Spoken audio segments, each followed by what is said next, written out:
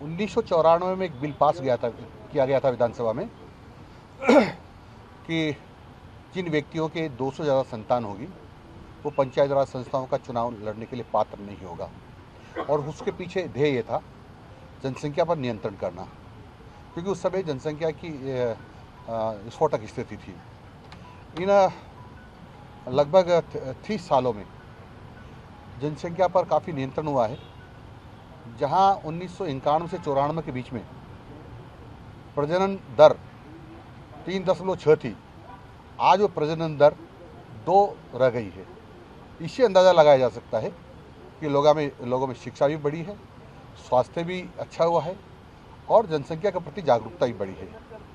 और इसलिए आवश्यकता थी अब कि जो ऐसे लोग हैं जो बहुत ही पंचायत राज संस्थाओं में जानकारी रखते हैं और उनके अनुभवों का लाभ जो पंचायत राज संस्थाओं को होना चाहिए, और इसीलिए ये जो बाउंडेशन थी कि 2 से ज़्यादा संतान वाला चुनाव नहीं लड़ सकता है, उस बंधन को हटा दिया गया है।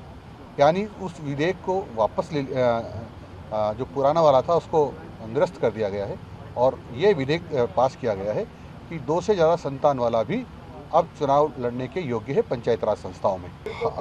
मैंने आपने सुना होगा, उसमें प्रजनन दर 3.6 थी, अब प्रजनन दर 2 रह गई है।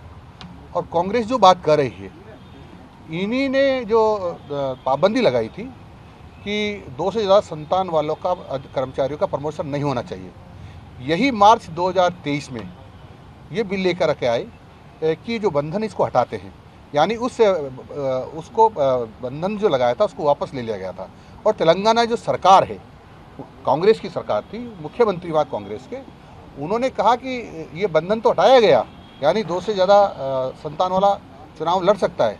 इसके अतिरिक्त उन्होंने भाषण में ये भी कहा कि 3 से ज़्यादा बच्चे हों, 3 से ज़्यादा कम बच्चे हों तो चुनाव नहीं लड़ना चाहिए, यानी 3 से कम बच्चे वाला चुनाव लड़ने के पात्र नहीं होगा, यहाँ तक कहा।